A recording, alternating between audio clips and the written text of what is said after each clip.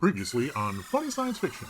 When you think about it, it's kind of interesting to think of Star Trek as like a 1960s and 70s Rosetta Stone. Yeah. See, and I can't speak like him. Exactly.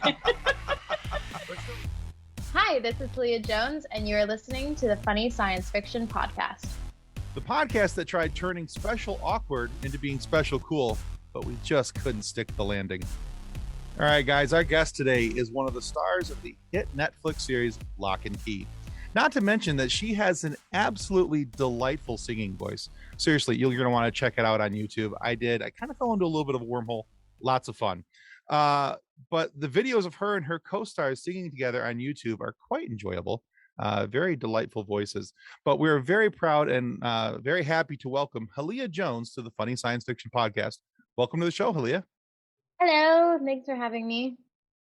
And thanks for that lovely introduction. I always forget that we put things out there into the world and people can actually consume them. Right? I'm like, oh yeah, that's the thing that we do. That was the thing that I made it so people could watch. Yeah, yeah, exactly. You know, it's kind of funny what we can find on YouTube these days. You get into these Kind of little terrifying. wormholes, right? You know, there's things that I've put out there even, and I'm like, oh yeah, I forgot I put that out there. Yeah.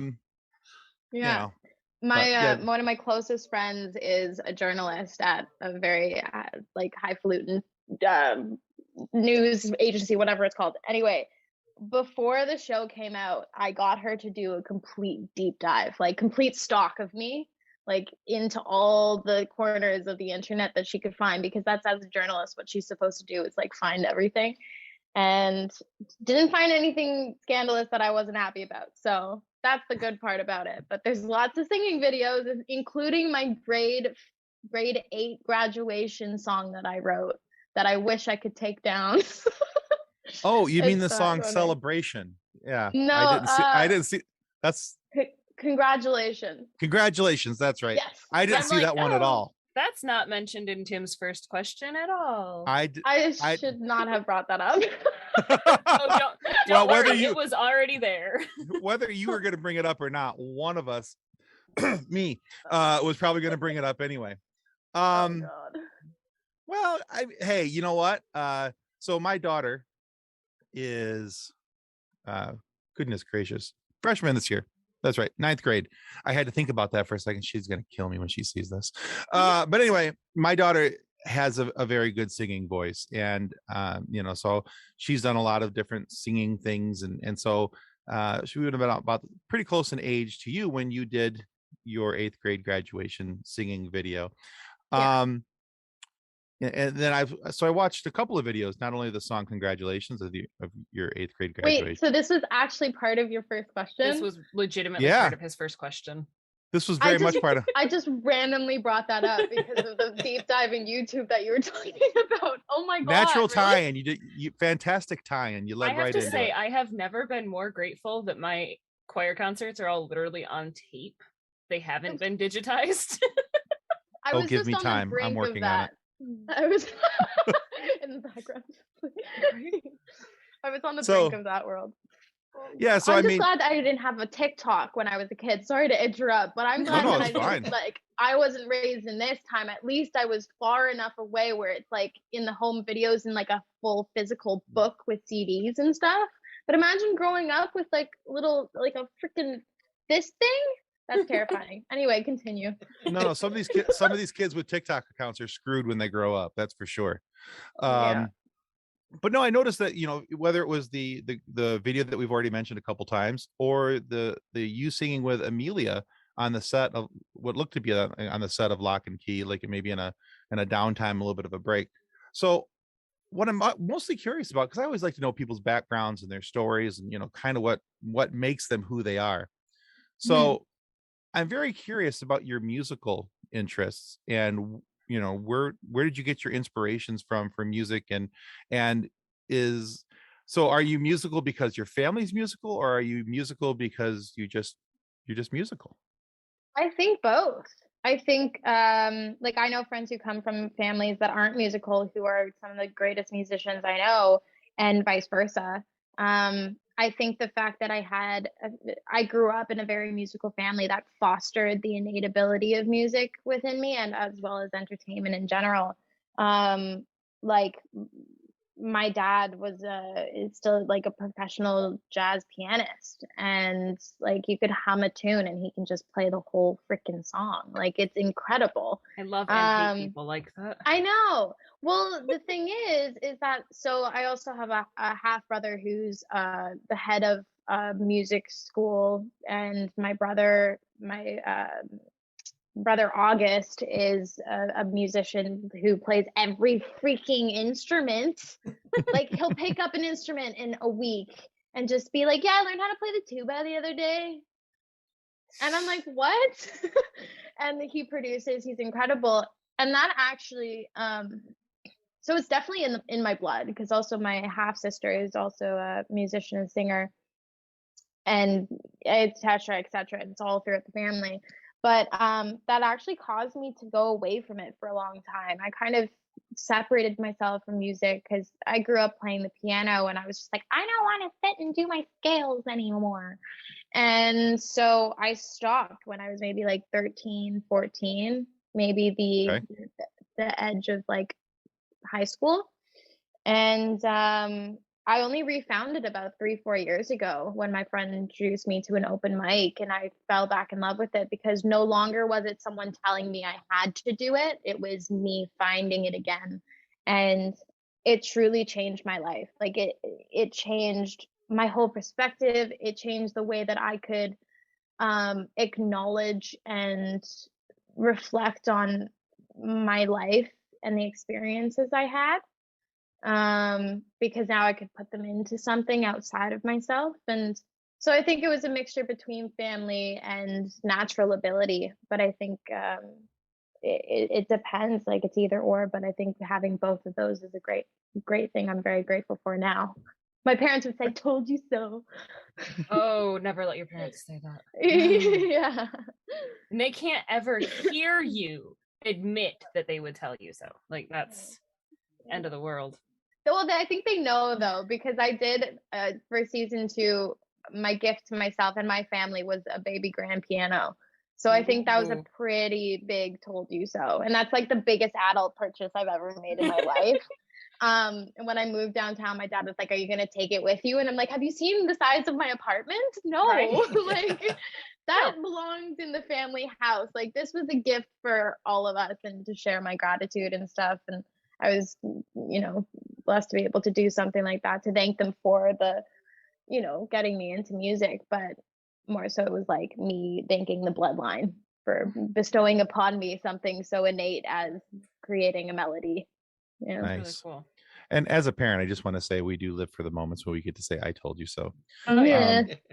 So it's I'm fun. also there, but usually it's my 3-year-old tripping over something, and I'm like, I just want to say that it does gain power as they get older. I cannot And, wait. Because having almost a 23-year-old, a 19-year-old, and a 14-year-old or 15-year-old now, it's fun when you go, "Yeah, I told you not to do that.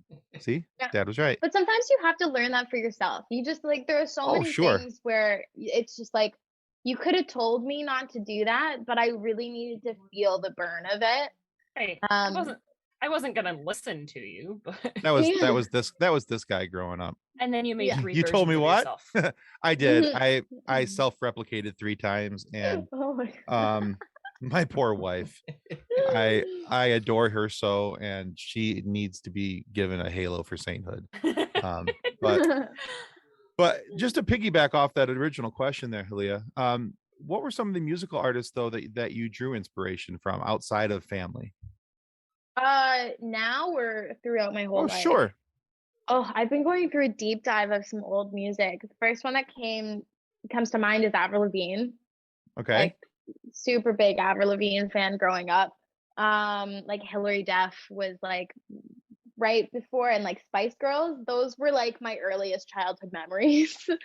As of recently, more like Bon Iver, Know of One More, that kind of stuff. I remember growing up to Shania Twain,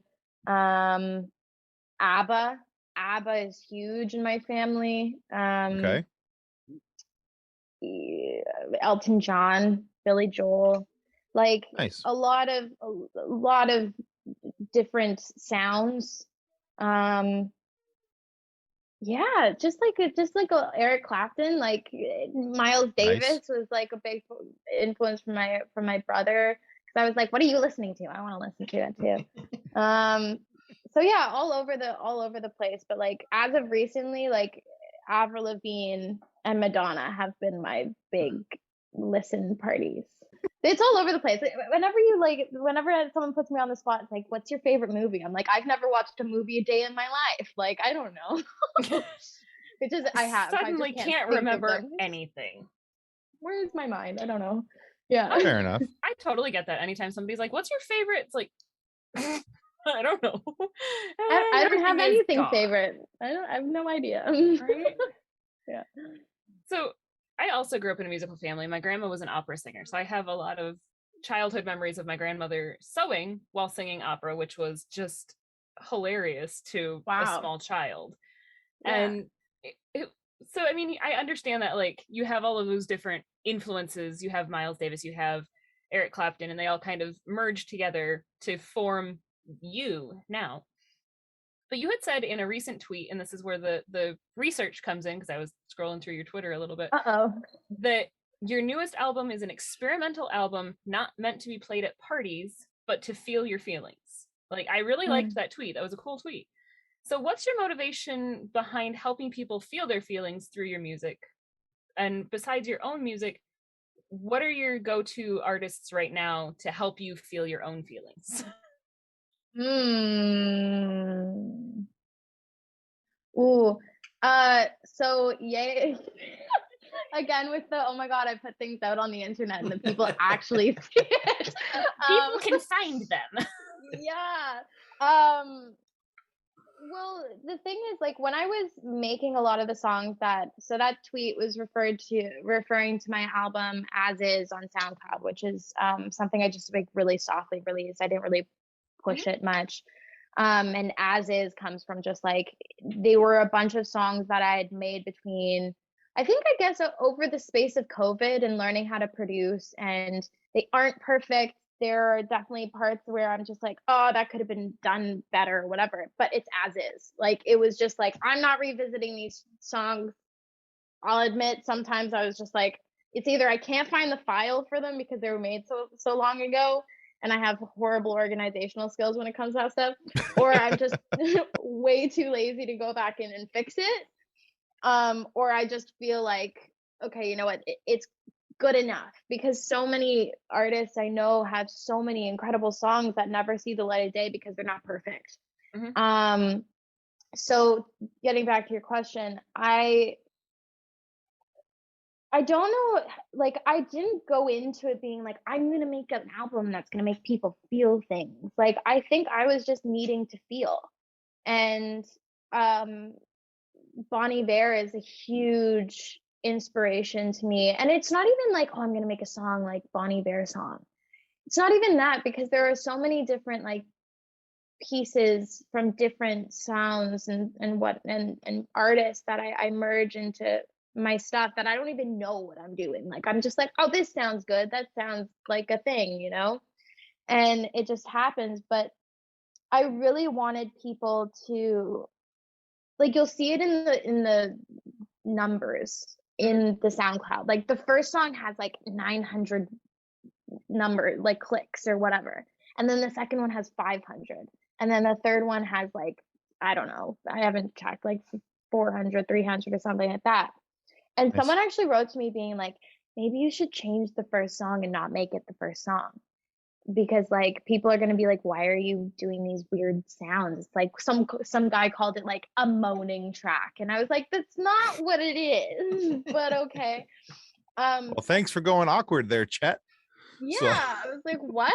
And like, we know, thanks for showing me where your mind's at, buddy. Like, right. And so I put it there. I put that song as the first one, which is a very ethereal, not melodically driven song, because if someone's not willing to sit through that one and feel that one, because if you sit with it in your headphones in like a dim space, you'll feel it. Like there's something there that I captured. I don't remember recording it. I don't remember making it. I think I was like very early pandemic Hallea, like probably a little stoned in my attic apartment downtown Toronto, and I don't remember making it. But it sets up for the rest of the album, which is an album of letting go, letting go of a past lover and a past experience and a past self. And I feel like a lot of people go through that in so many ways, whether it be relationships, family, friendships, or the changing of themselves. We have to let go of the past and move forward with it.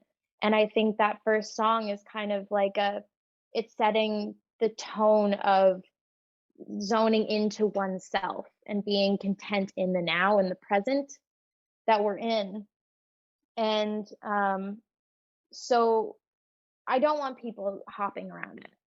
Like I don't want people going to like the 7th song and then going to the 2nd song, because it doesn't work like that. Like the day before I released it, all the songs got jumbled because I tried to do something on SoundCloud. I don't know, technology isn't my strong suit, and I had to relist them. And what was interesting was I couldn't fully remember how they were listed, even though they were like ready to be published for so long. And I listened to all the songs and the lyrics intently again and found a lot of the story way clearer than I ever had before. And when people sit down to listen to it, I want them to find their own story and experience the emotions that come up and allow themselves to experience that. And I think that's what the first track does, is it just kind of breaks down those walls of expectation and just says, okay, where the heck is this going? Let's just go with it. And I'm also really influenced by Now, NAO. She's an incredible artist who also produces all of her stuff. And her album, For All We Know, is incredible. Like that's a listen start to finish album, and each song kind of goes into the next one, and that's another influence. But I think I only answered half of the question. That's totally fine. No, you did great. You've gone into the artists that are influencing as well. Like that's really cool. Sweet. Was that really the second half of the question? Yeah, no, you got it. You're good. Okay. I think we're good. I forgot what the other half of your question was, but I was just listening to your answer. I liked it. So you're doing great. So sweet. I can go on tangents for a long time, so I didn't know if we were like time sensitive or anything like that. No, you know what? We've always said we love tangents. Okay. The long-winded answers are always the best answers because more details come out and we get to find out more stuff. So no worries there. Honestly sometimes through these answers discover things too, because put on the spot to discuss a piece of art is really interesting, because when you're on your own thinking about it, like your brain can like want some big answer, but trying to mold it down into like a smaller answer, like a bite-sized perspective of the piece, really forces an artist, myself, to reflect on it in a way that is manageable for someone else to understand, which like I sometimes don't even understand my own songs until months later, and I'll like explain it to someone or something, or they'll explain it to me and I'll be like, oh, that's what it means. So that's by Jove, I got it. yeah So I personally love to see and hear stories about behind the scenes kind of things. And so I was rewatching Locke Key, and the one thing I thought would be fun to get a story behind is the scene when Kinsey uses the music box against you in the school cafeteria. You did a really good job with acting that. And thank you. So do you have like any behind the scenes stories that you can share about that scene? Oh my goodness. Wow, that feels like forever ago. Geez, I haven't thought about that day in a long time, but it's been funny seeing how that has been one of the number one scenes that people love discussing, and going on to set for season 2 was really interesting because one of the crew members came up to me and he was like, so you were like on wires, right? And this man has worked on films forever and ever, so like you would think like, you know, he'd maybe like, he's having a set perspective of it. He's like, you were on wires, right? And I was like, no, I wasn't. Like, that was just me just doing like the thing, you know? And he was like mind blown at it. And I've always been like a very athletic, flexible person since I was young. So it was funny because I was working with Roberto Capanella, who's worked with Guillermo del Toro and some incredible people. And we were choreographing this thing. And he was like, okay, can you put your leg up on the table? And I just, whoop, like, and he was like, okay. Like, and no thought to it, just move, like all of these things that typically I think, given another actor who's not as body aware as I feel very, very grateful that I am, would not really know what to do with themselves. So I feel like they kind of were like, oh, struck gold on this one. Like, she's willing to do whatever and she can do it. And so I was like, we did 2 separate rehearsals leading up to the day. And then the day came, and it was the first day I had ever been on set where it was just like dedicated to my scene. Everything that I had done, like season 1 wasn't like a huge role, it became one. But everything that I had done up until then was like a little scene here and there, you know, maybe like a few lines. And so it was like the most exciting thing for me because I was like, oh my God, everyone's here to like, I'm gonna do the performing, like I'm a performer, like, you know. And so we got to filming, and that initial fall, I literally fell every single time. Like, I tripped myself, and I've never really done stunt training. I've never done like stage combat or whatever. So I was just kind of making it up as I go and just hoping everyone like kind of believed me. So I was literally tripping myself, like not even smartly, like probably could have broken my knees. But I had padding and everything. And Mark, the director, comes up to me. He's like, you know, you don't have to fall every time. Like, we can cut. Like, we can, it's fine. I'm like, no, no, it's fine. I mean, like, let's go again. And so we kept doing, we started doing the table stuff, and there was this like background actor across from me who was like, I didn't know I was going to get food all over me. And I was like, you're saying that you didn't know that you were going to get food on you? Girl, wait. And it was just really, really, really fun. So she and a few other people had put like plastic garbage bags like over their clothes and stuff like that. Meanwhile, I'm like super soaking myself with moisturizer in a bottle. It's supposed to look like ranch. And God knows what was in that smoothie. I have no idea. No clue. All I knew is it got really weird and crusty after it dried, and it was really gross. But It does not sound appealing at all. It was not. But luckily, it wasn't like actual smoothie. Like, if you look at it, is it a chocolate smoothie or is it a strawberry smoothie? No one knows. All it is really gross. But the ranch was in fact moisturizer, which I was like, oh, nice little moisturization in the middle of my workday. But we did that shot in one take. When you see my back's turned and my hand comes up like this and goes around, that was all one take, and I was shaking like a freaking leaf. Like, it was, because I was like, I don't want to go and get reset. I don't want to have to go wash my hair and wash my face and get new clothes and stuff. We're going to do this once. Right. And it was exhilarating. Like, there were a few moments in season 2 that were also the same kind of thing where I was like, I love my job. Yeah.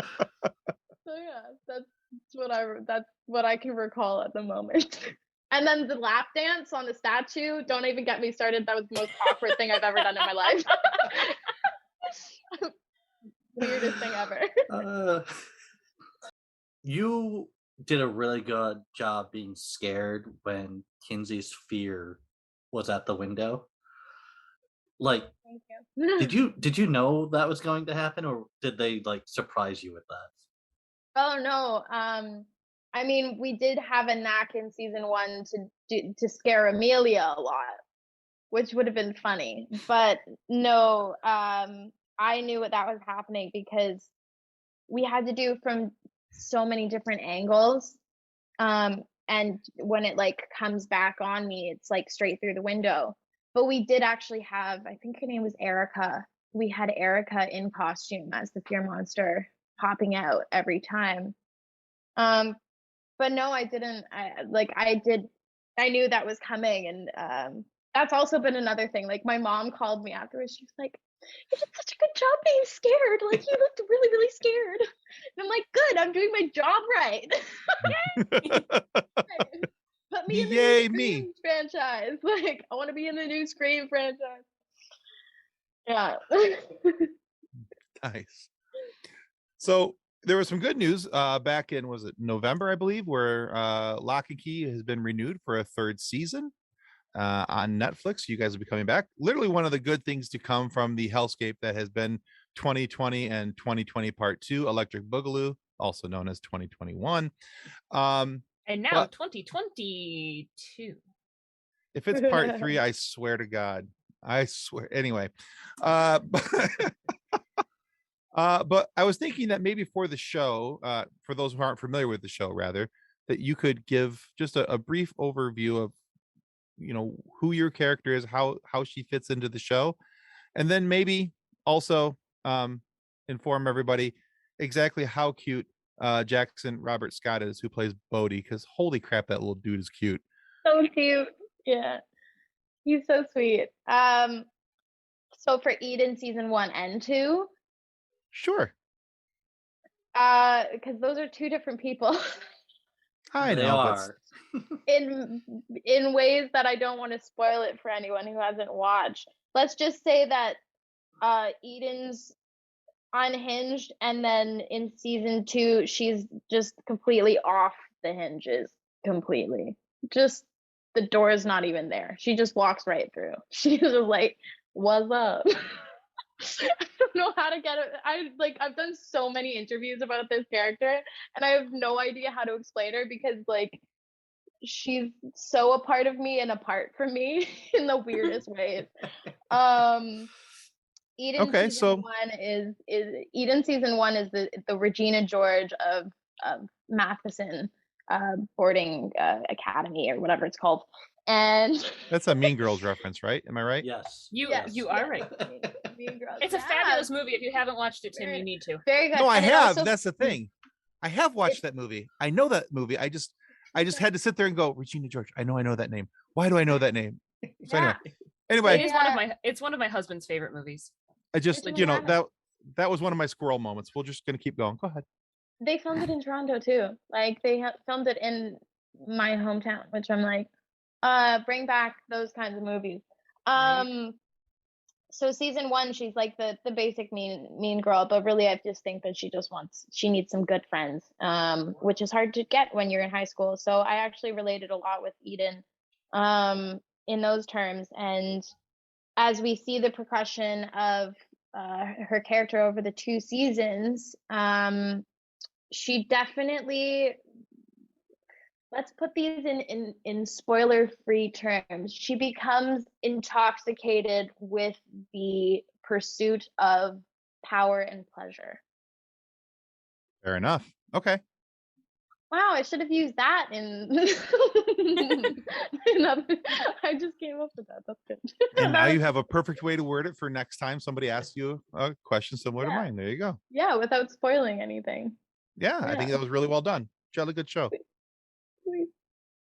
I haven't watched it, so I'm actually grateful for no spoilers. Okay, sweet. Yeah. You're doing Season well. 2 Eden's so much cooler.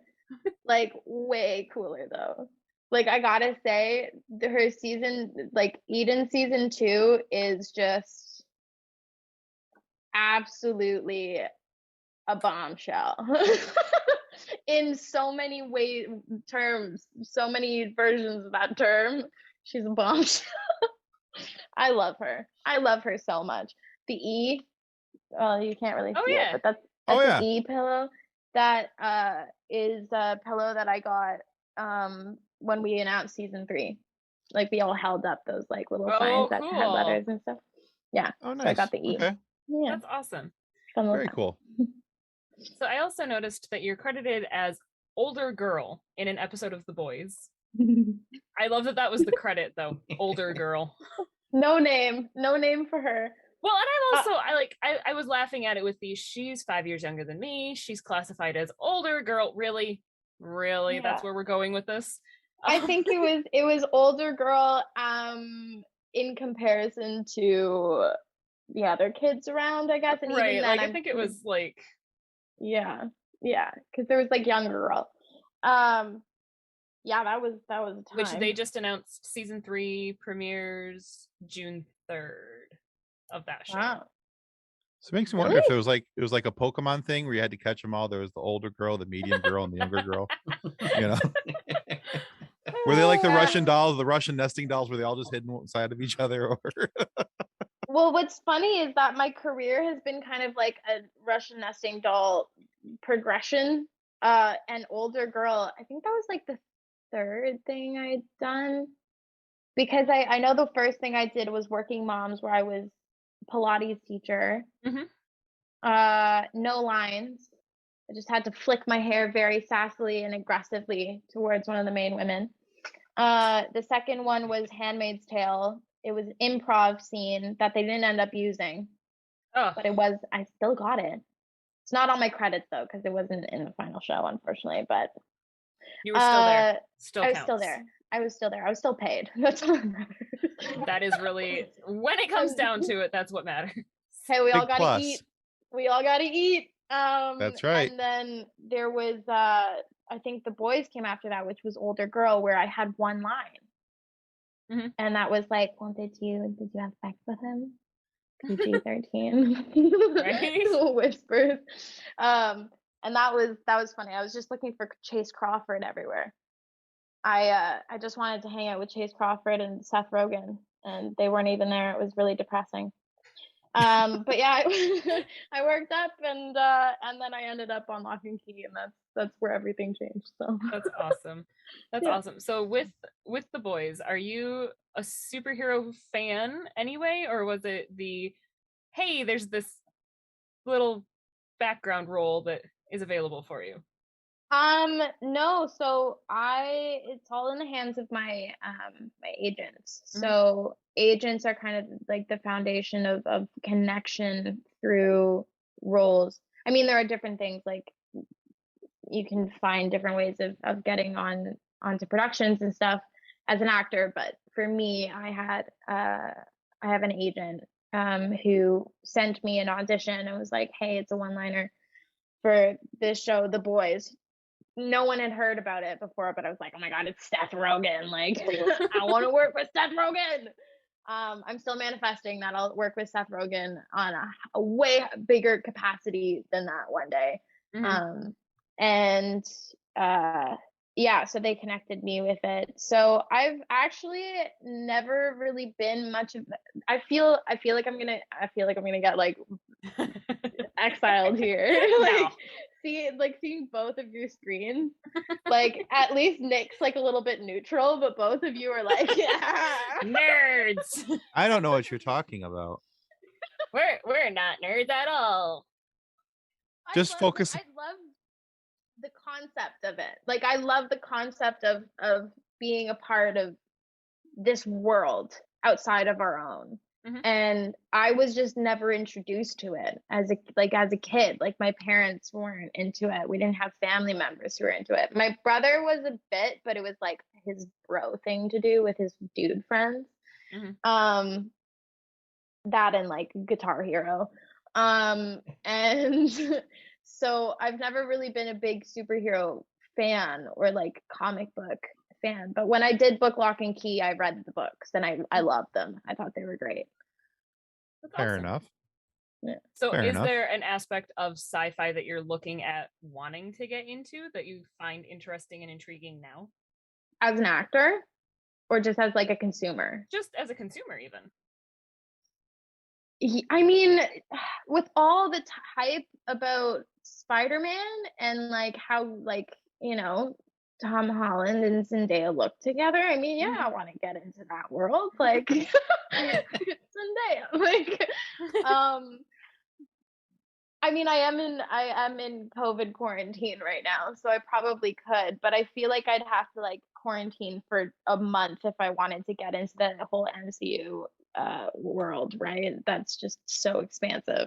It is pretty big, but Yeah, a couple days, also, a couple days with Disney Plus, you'll be good to go. Yeah, I was gonna say it's pretty well spelled out on Disney Plus, like in order. My brother is going from like the full out order, like the all the intertwined things. Timeline order right now. Yeah, I'm watching them in timeline order. I just actually when I get home tonight, I'll be starting Iron Man 2. I've gone through the first few movies. Now I'm into Iron Man 2. So I think it's so fascinating, like to think that the brains of it was Stan Lee, right? He kind of was the pinnacle of like creating this whole world. Like, what an incredible super mind. I find it so fascinating. And it's incredible. Like, I was watching an interview with Andrew Garfield, I think the other day, where he was talking about how when he put on the suit, he kind of realized that it wasn't him. It wasn't about him in the suit. It was the suit, and anyone could be in the suit. But it's like you're stepping into this character that's larger than life and opens up this whole realm of opportunity for kids of all ages to see the potential of life and expand their imagination and stuff like that. And it doesn't, especially with the Superman's or Spider-Man suit, like you don't see any flesh tone. Right. So it's like anyone can be in that suit, and I just find it a beautiful like concept and community. I just haven't found my way into it yet, but I am now that I'm like in the comic book world with Locke Key. I think if I'm gonna start going to Comic Cons, I should probably learn a thing or two. maybe a couple things. I have to say that if you don't want to jump into the whole MCU, you could go the route of Deadpool and start there. True, I do like me some Ryan Reynolds. It's definitely worth it. Oh, to be Blake Lively. I know. For so many reasons. Because she's gorgeous and married to Ryan Reynolds. In addition to hundreds of other reasons. Everything else, to be in just like that relationship, anyway, I could talk all day. They're gorgeous. Did you they're adorable. Their relationship goals. Instagram post and Twitter post, I think, about their youngest being obsessed with Baby Shark. And but I'm gonna check that out. There's only one way to cure her of this, and it's a picture of Blake Lively sitting on a surfboard from her whatever. I don't remember what shark movie she was in. In the Shallows or something like that. Yes. Yeah. Like, oh my god. Implying he's going to make the 1-year-old watch Shallows. I'm like, I never thought about that. What? That was an option? They have like the best relationship ever. They really do. They really do. Tim is like, you're a little bit upset that you haven't made that joke, aren't you, Tim? Yeah. A smidgen, perhaps. A wee bit. Smart at you again. That's gonna happen. It's Ryan Reynolds. So, Hallea, we all have had something in our lives that encourage us or drive us to aspire to things. What is like a piece or words of wisdom that have like touched you that you would like to share with people? I mean, there's a lot to put into words, but maybe the experience that I had when I was in high school that like I said, I went away from music for a while, and it was largely because I didn't get into the arts program in my school. And I auditioned for the vocal program and for the acting program, and I didn't get into either. And that was because I didn't have good like academics. Like, I'm very ADHD. I couldn't sit down and like focus. I just didn't really care much for school. I love learning, but the way that they were teaching just wasn't great for my brain. But I would like perform at school shows and stuff, and just didn't feel like, it was kind of like, well, why are you here? You're not part of the arts program. And there were so many opportunities given to me to give up and just not do it. And I did. I like stepped away from music for a while. I stepped away from like auditioning for the school show and all that stuff. And then Degrassi came and auditioned like 600 people at my school. And as I was in line, someone asked me what I was doing there. I was like, I'm here to audition. Like, this is the audition line. And 4 people got a call back, and I was one of them. And I went in for the callback, and the casting director was like, I really like you for this role, but like, I can't cast you because you don't have camera training. Go get trained and then come back to me. And a few years later, I actually auditioned for her again. And I told her after the audition, I was like, hey, just by the way, this incited this drive within me to go and professionally train myself. And so I think that has been the greatest lesson. One of the greatest lessons I've ever learned was just like, I could have gone to university like everyone told me to. And I'm not saying don't go to university. Like, go to university if you'd like to, but there's more options out there. Like, there's a lot of the people who were like, oh, well, I had someone say to me, like, you're not going to do much with your life if you don't go to university. And I know so many people who went to university and still don't know what they're doing with their lives. So it's like, I'd rather take that risk and just do something that you love to do. And I'm glad that I did that. And it wasn't certain. There were many days where I was like in acting classes in the bathroom crying on the phone to my mom, being like, have I messed it all up? Like, why am I here? What am I doing? And I've gotten lucky, but I truly believe that luck only comes to those who are prepared for it. And you have to work for what you want. It's not going to just be handed to you. And most likely you're going to get handed way more rejections than you're going to get handed yeses and support. Like, it's great if you have a few people who are going to support you, but you have to support yourself more than any of those people, because at the end of the day, you're the only person who's going to actually make it happen for you. So that was an experience that I think, as devastated and sad I was to not get into those programs and how horrible it was of a time for me, it was like a really depressing, uncertain of who I am and where I was going time. It ended up being one of the most beautiful gifts ever. And I'm really glad for that, because in this industry, rejection is like my best friend. Like, I can want a thing, like a show so badly, I'll pour my heart and soul into the audition and I'll never hear back. And then like 2 years from now, or like, a year and a half from now, I'll see a Deadline article being like, this actor is starring in this thing. And I'm like, I wanted that thing. And it's like, okay, well, that's great for them. Like, that's meant for them. It's not meant for me. Like, I auditioned for so many things that I wanted so badly that I wouldn't have been able to do Locke Key if I booked it. And so learning that rejection is sometimes the biggest blessing in the world, and to use that rejection to fuel just continuing to do it, as long as there's passion and there's joy in it.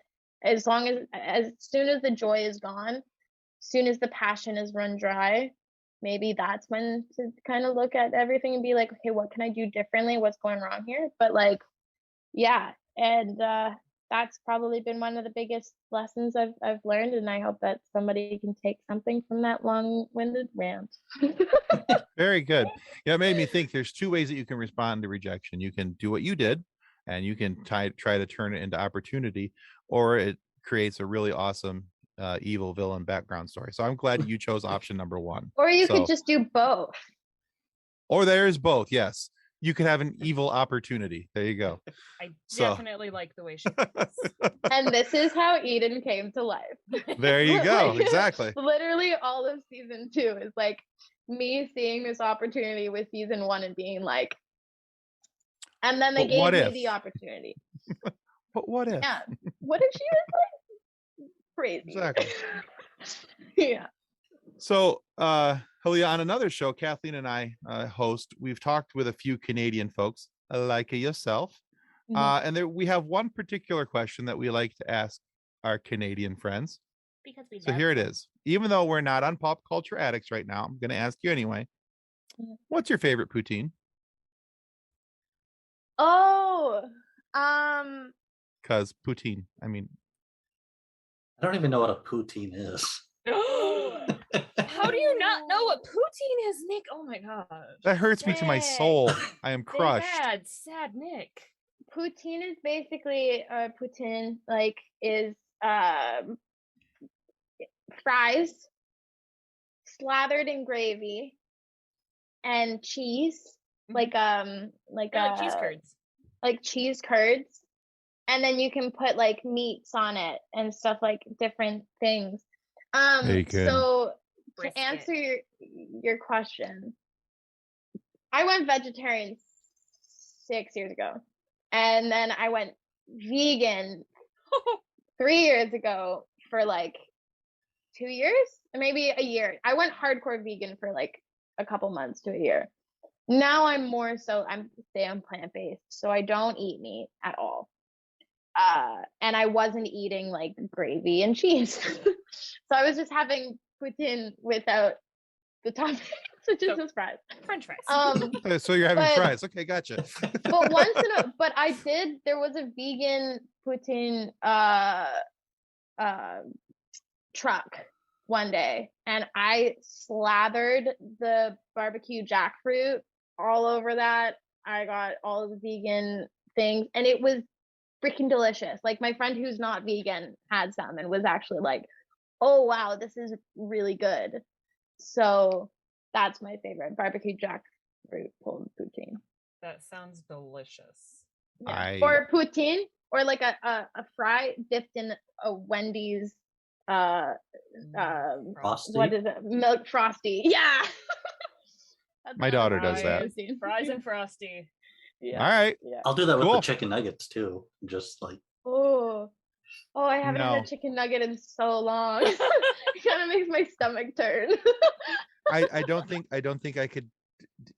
You meant dip them in a frosty, didn't you? Is that what you meant? yeah, No, gotta Don't pass knock on it that till one. you try it. do it. No, passing hard. To quote the What is the Pitch Perfect movie, no, hard pass. so what So. is your chicken nugget dip of choice, Tim? Honey mustard, hot honey mustard. Mine was always And then ketchup. I dip my French fries in the hot honey mustard too, because that's Oh, delightful. wow. There was a kid I used to babysit who dipped them in caramel. Chicken nuggets in caramel sauce. That's weird. I thought Y'all it are was weird. really weird, but it's delicious. It's like salted caramel on chicken. It shouldn't work. Well, but that's it like did. chicken on waffles. Mhm. Like, don't get it, but then you put some like maple syrup on it, and it's great. Yeah, I understand how it works, but it does. Especially it does. if it's like next day fried chicken, like leftover KFC fried chicken with waffles in the morning. So good. Blech. I know, right? I totally understand. It is one of those like, why Yeah. would you do that? Yeah, but I get it because I have done it before, like Mhm. I've like definitely been there, done it before. Like chicken nuggets, chicken wings, and junior chickens or junior McChickens were the hardest things for me to give up. And now if it's in the room, just because I haven't had those smells in so long, like I just like it's something like within me, just like it just doesn't sit well with me. But like, go ahead, eat it. I'm not gonna give you a hard time, but I just don't like it. I appreciate that. I get that. And all of a sudden in my head, all I can hear is chicken wing, hot dog, and bologna. Anyway, we were asking curious, journalistic, responsible questions. So Please go ahead. I have a sort of follow up to Tim's question, and now it's even more complicated with the are there vegan things to order at Tim Hortons? What's your Tim Hortons order? There are like no vegan things at Tim Hortons except for their potato wedges. I'm so mad about it. They didn't even have alternative milk until like a month ago. Oh my Like word. I don't understand. I was like, Because here's the thing about vegan eating. It's not plants only. Like, it's not like eating like a bunny. It's just meals without certain ingredients. Like, that's all it is. Right. That's all it is. And everyone can eat vegan. Not everyone can eat non-vegan. Right? Mhm. So for me, it just seems like a really smart business move to open up the opportunity for the percentage of the population who doesn't drink milk, who doesn't eat meat, who don't eat eggs, who don't want to, but love Timmy's because they're Canadian, or just because they're, like Timmy's, but mainly they're because we're freaking Canadian delicious. and they're delicious. And I think we're like signed by birth that you have to like at least have Tim Hortons at least once a year. As a Canadian, it's a rite of passage. Even but as I don't- Michiganders, when we're just junior Canadians. Michiganders. We're junior Canadians. It's okay. Yeah, there's like kind of there. Like, you have a craving for it, you just have to pass over the border. There's hop a few over it. in Michigan. There are Oh, a few Tim yeah? Hortons in Michigan. Yeah, We're spreading. you Like are. a There's one virus. like half an hour from my house, and I'm gonna be down there tomorrow. Yeah. There's We do the same one thing. just 5 minutes from my place. Tim Hortons tomorrow. Yeah. If anytime we have to drive towards the next biggest city from our house, where there actually is a couple of Tim Hortons, we're like, well, I Yeah. have to do something on the south side of town, so we'll go to that one. And then while on the north side of town, we'll go to that one. And then on our way back home, we'll stop at the south side one again. So yeah, it's I totally love like that.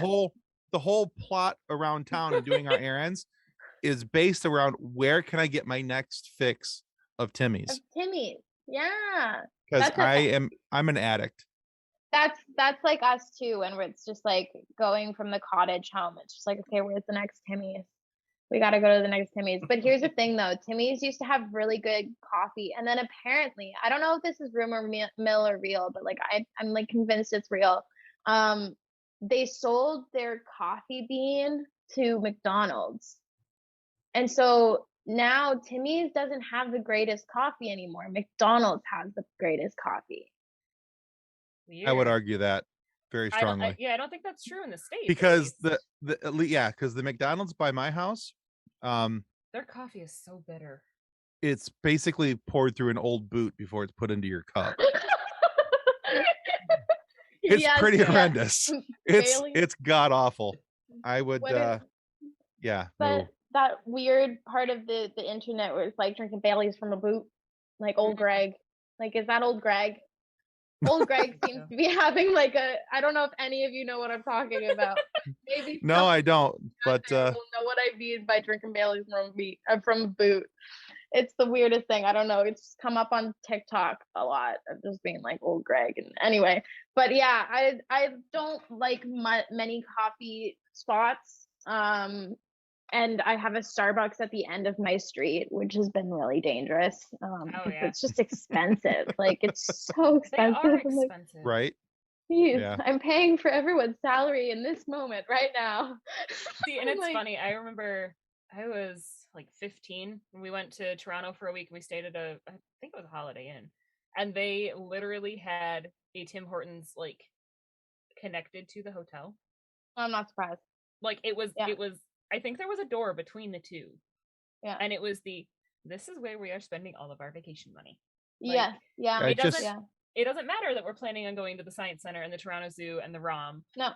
Tim Hortons. There's a Tim Hortons. Yeah. Just Yeah. put a folding hideaway bed into the Tim Right. Hortons for me. Come back. Yeah. Y'all can come back and visit me later. I'll be right here drinking my next cup.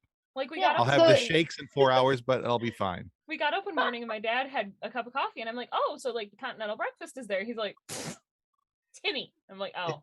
I mean, that yeah. So makes sense. Absolutely. to answer your question, I would say that used to be the harvest vegetable soup that they don't have anymore. I was like, okay, Oh. great, guys. You take off the one thing that I can eat.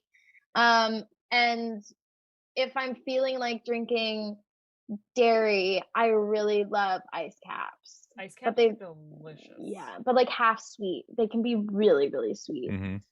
But yeah, that's my Oh, Extra okay. large, triple. Oh, That's intense. whoa. No wonder you're having the shakes, man. I'm fine. What do you mean? I'm fine.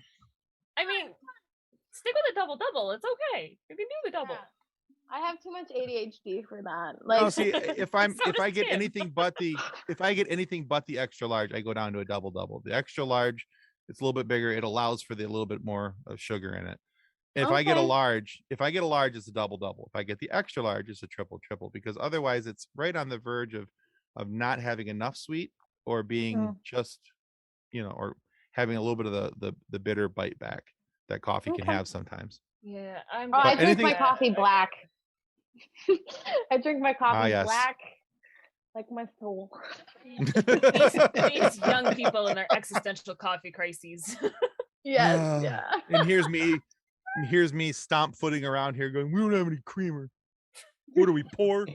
Anyway, No, I love black coffee, black tea. I think I became quite the person for black coffee and black tea because black tea was because I worked at David's Tea and I wanted to like taste the flavors of the tea so I can advise people and be a tea guru.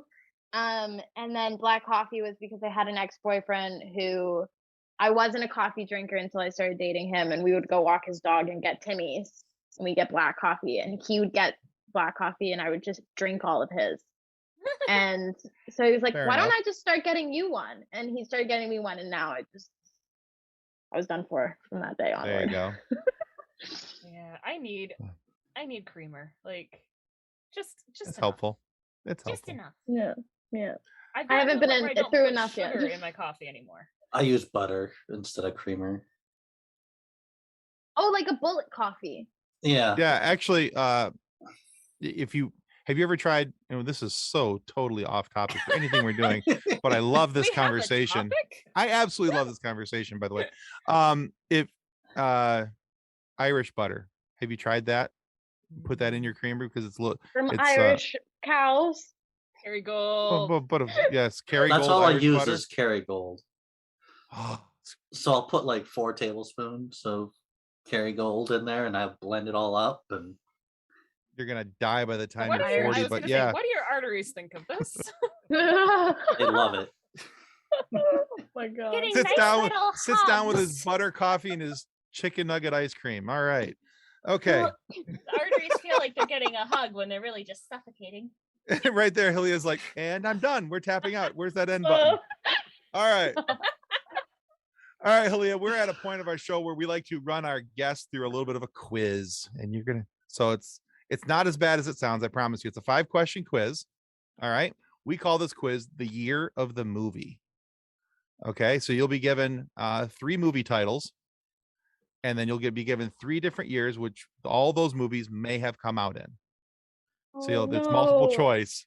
And I love the horror on your face right now. This is awesome. I'm not very literate when it comes to movies, but we'll just see what happens. All right. So there's 5 questions. Like I said, there's 5 questions. If you get 3 of them correct, we want to send you this I Gave to the Red Shirt Widows and Orphans Fund coffee mug. Okay. Which on the back side of it also has our show logo. Okay. Sweet. Okay. If you get 4 questions correct, we'll send you that coffee mug and the book. Nick, do you have the book? Nope. Okay, then we're going to use this book. Custodians of the Cosmos, written by our show founder, Drayton Allen. There. Amazing. Okay. Drayton Can Allen you put also like happens. Yeah, Go sorry. ahead. Go ahead. No, I was ahead, just go gonna ahead. ask, could you deliver it? Can you deliver the coffee mug with a triple in it? Probably. Okay. Yeah, sorry, go on. Custodians of the Cosmos was written by our show founder, Drayton Allen. Written about something that is quite not like Star Trek at all, for legal litigious reasons, but written about a man who wanted to join something like Starfleet, but for again litigious reasons is not Starfleet, and he couldn't make it, so he rejoined as a custodian so he could boldly clean up after those who had boldly just went. So but we'll send you that book as well if you get 4. Now, however, if you can't get at least 3 of these right and you get 2 or less, we take a picture of you, we make a meme out of you, and we put you into our 194,000 member Facebook group. Amazing. Okay. Well, I feel like I'm gonna set myself up for that one, unfortunately. Anyway, knowing how illiterate I am when it comes to movies, I just got a projector the other day. It came in the day after I tested positive for COVID, and I've been watching throwback films on my wall. Nice. So I'm gonna go watch all of these movies that you're about to school me on. We'll keep you busy. Don't worry about it. Some of them are All pretty right. good. All right, Nick, lead it out. The Matrix, The Mummy, and 10 Things I Hate About You. Did they come out in 2005, 2001, or 1999?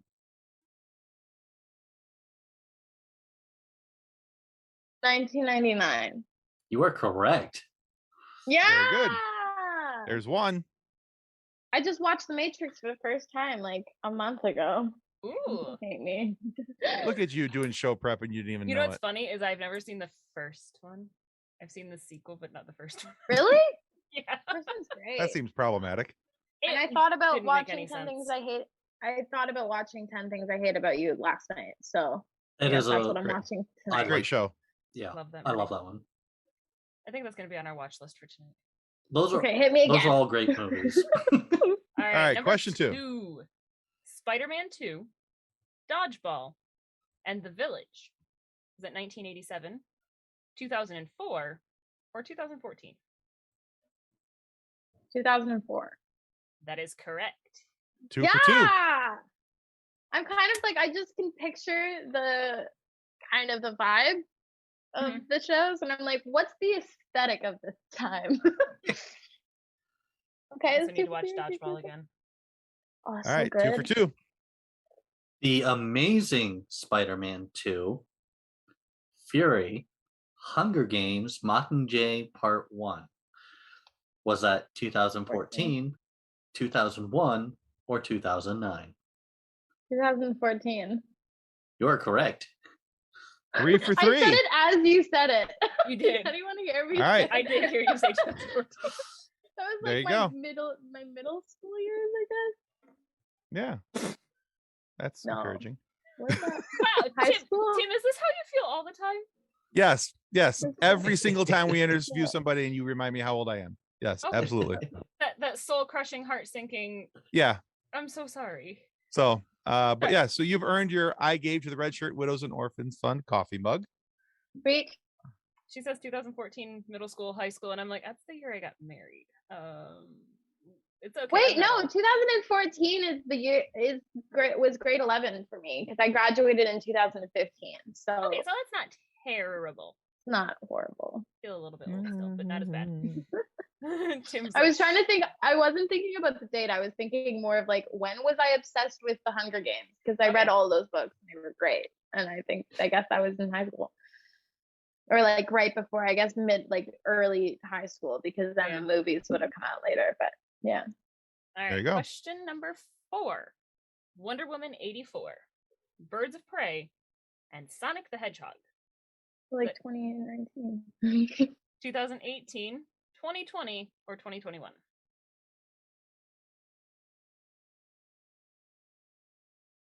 2020. That is correct. Yeah. 4 for 4. So coffee mug and a book. There you go. Yeah. I just And- had to remember when the whole Sonic the Hedgehog mishap happened. And I think I was in LA when that happened. So that would have been, yeah. Sweet. Yay, I didn't fail. And this one will be for funsies. The Martian, James Bond Spectre, Ant-Man. Was it 2010, 2000, or 2015?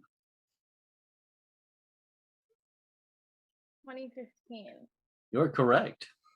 5 for 5. Yeah. Very good. Sweet. All right. Look at you go. If you did anything before the 2000s, though, I probably would have failed. I mean, I might have not watched all of them, but like I still see content about it.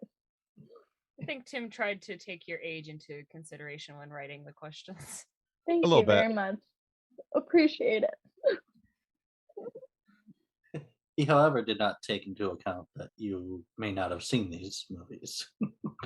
Okay, now I know I'm gonna go watch 10 Things I Hate About You tonight. There you go. That's gonna be my tonight one. That's Heath Ledger, right? Yes, it is. Pre-Joker, yes. Little baby Heath. Oh, I was thinking about a different movie. And Joseph Gordon-Levitt. The one with the movie where Joker and Robin go to school together. Yeah. Which one were you thinking of, Nick?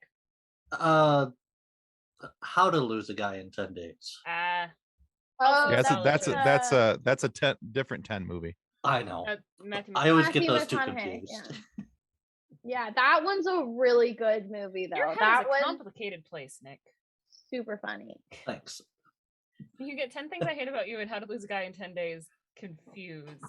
They both have 10. I get it. I mean, I get it. I get it.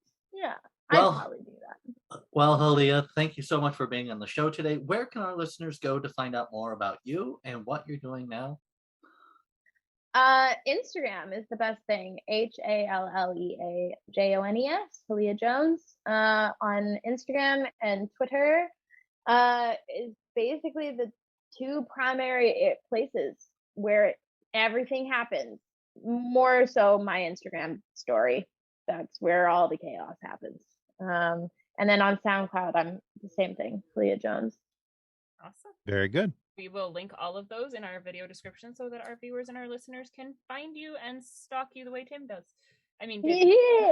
Yeah. Well, thanks for like making I that said awkward. earlier, well, honestly, as we've already discussed, the content is out there for a reason, right?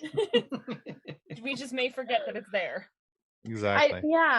I mean, I have music coming out this month, which is really exciting, and I'm filming a music video for it the day I get out of quarantine, and so everything will come as planned, and I'm gonna use my time in isolation, making more music and not making Excellent. TikToks because I refuse to give into that world. Everyone's It's a like, oh, what a slippery great slope. time to like make content and stuff, and I'm like, no, I'll make music, I'll watch There you movies, go. but I'm not making TikToks. Music's yeah. content. That's good There you go. content. Yeah, There you it's go. great content. Well, I had fun. All right. Thanks for having me. Absolutely. Want to remind everybody that subscribing is the single most important thing you can do to ensure that we get more amazing guests like Hallea Jones here today and have these funny and wacky conversations about food and coffee for you and other fun moments for you guys to be able to listen to. So if you haven't already, at the bottom of your screen, somewhere down there is that beautiful subscribe button. Go ahead and smash that as many times as you can. It only works once though, but we want to make sure that you guys do that. And be sure to check out Halea's work as well, not only on Instagram and Twitter, but also SoundCloud as well. Now, however, if for whatever reason you are not happy with the content of our show today, please feel free to lodge a complaint with the head of our complaint department. I'll get that right yet. And that would be Dodge from Locke Key. She'll appear with the Anywhere key and pop into your head with the head key and remove the memory. And if you still aren't happy, she'll use the identity key and turn you into her and have you thrown into the Omega portal. Either way, something's going to happen to the offending party, and you can continue to enjoy the show. Thanks again, Hallea. Thanks for having me, guys. All right. Goodbye, everyone, and thanks for watching. Goodbye. Our show is brought to you by our charity sponsor, the Red Shirt Widows and Orphans Fund, which supports the Wish Upon a Teen Foundation that helps out sick kids when they need it most. And just imagine the comfort you will give Red Shirt crewman number 64. He'll know that when he puts on the red shirt and joins the Locks in protecting the Keys against Dodge, that he didn't leave his family destitute and without hope, because the Red Shirt Widows and Orphans Fund has his back, and what's left of his memories. And speaking of sponsors and show partners, check out this short video from our good friends over at Level Up Lightsabers.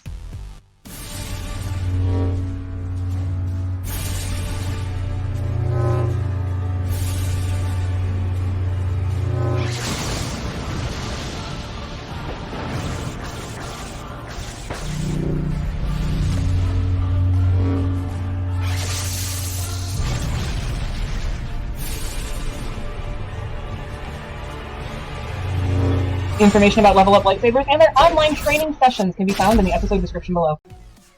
On behalf of the rest of the hosts of Funny Science Fiction, we'd like to thank you for listening to this episode. If you'd like to be a guest on one of our future episodes, please contact us by means of our Facebook group, Funny Science Fiction. You can find us on Twitter or Instagram using the handle @Funny SciFi, or you can go to DraytonAllen.com and click the Contact Me link at the bottom of the page. Thanks again. Hope you enjoyed the episode.